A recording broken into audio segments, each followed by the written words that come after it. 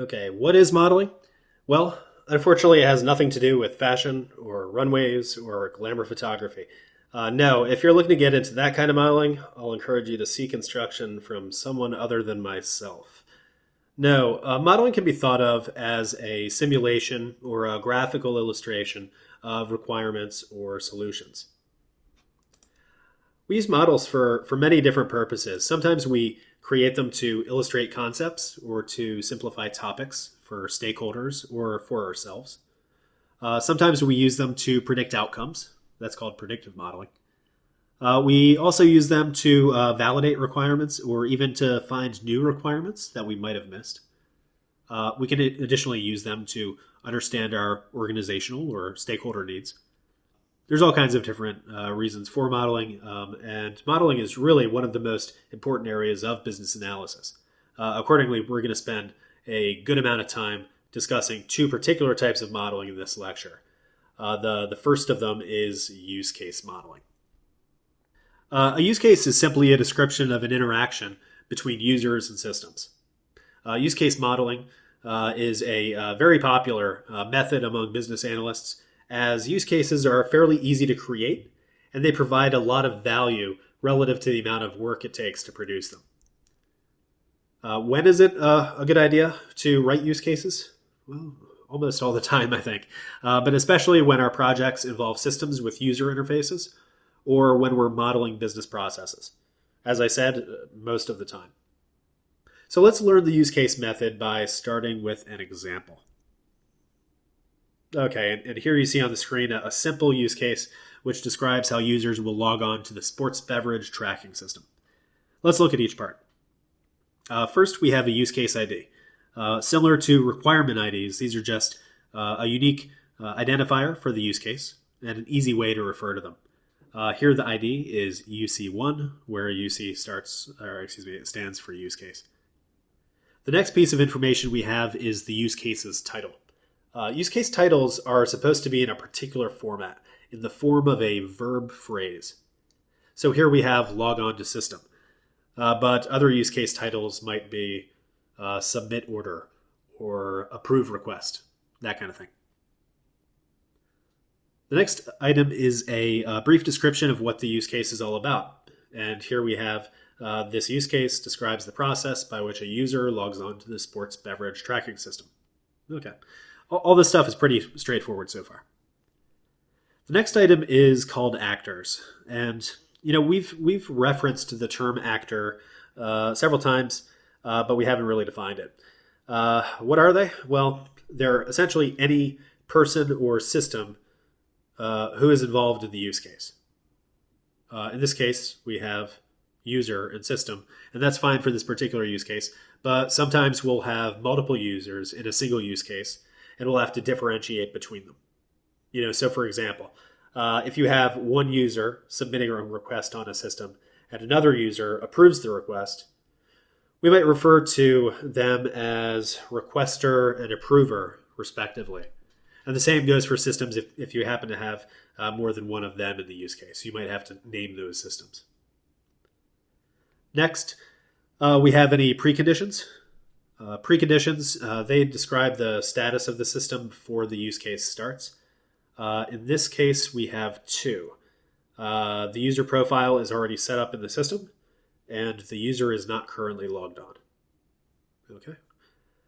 After preconditions, we have postconditions. And postconditions describe the status of the system when the use case has successfully completed. And here we have just one. The user is logged on to the system. Okay, I think that's pretty straightforward. After this initial set of information, we have the most important part of the use case, and these are called flows. There are three types of flows, although in this lecture I'm only going to cover two. The main flow is called the basic flow, and it describes the core of the process as you see here.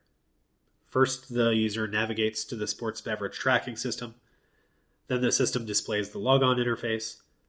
Then the user enters their username and password. Then the system validates the username and the password entered. Then the system displays the system's homepage. Okay, and this process is something that you and I probably both do several times every day. The basic flow, by convention, illustrates what is sometimes called the happy path. That's the situation where the postcondition is achieved and therefore the user is happy.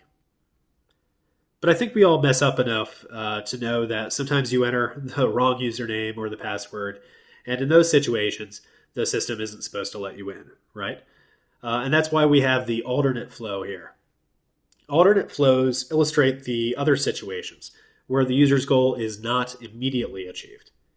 In this case, the system prompts the user to re-enter their username and or password, and hopefully the user gets it right the second time around. This is a pretty easy use case and a good first one to look at. You'll undoubtedly be coming up with your own use cases soon, and they'll almost certainly be more complex than this one. Typically, we don't write a single use case. Usually there's a whole collection of them. For the sports beverage tracking system, for example, we would probably have another use case like run report. And that use case would describe the process by which a user runs a report, just like it sounds. I guess the big question is, how do we know what use cases to write? Well, you usually create a list after reading the requirements you've gathered. So, for example, if you have a requirement that says the system will only enable authenticated users to run reports, you can see that a function of the system has to be there to enable a user to be authenticated, and also another one to run a report. So that kind of thing. It usually comes out of the requirements.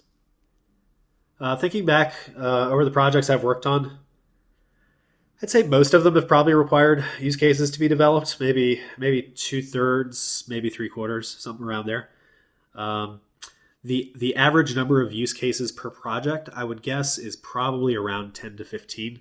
But I've had projects with as few as, let's say, 3 use cases, and probably as many as 40 or 50 with more complex systems. That's a lot of use cases to manage, and so I always recommend that you include a use case diagram as well. Use case diagrams are super useful. I love them. They immediately give the reader a quick summary of what the system does by its functions. And let's make one real quick. We can make one for the sports beverage tracking system. The first part of a use case is what's called the system boundary, and it's a big rectangle that looks like that. It represents the system. Anything that the system does goes inside the boundary. So you can think of that rectangle as defining the scope of the system. The individual use cases are then represented as oval shapes, and they contain the use case ID and the use case name, just like this. Actors, they're the third part of the diagram, and they're represented by stick figures like this. Note that we don't put a stick figure for the system, usually, because we already have that big rectangle, which represents the system boundary.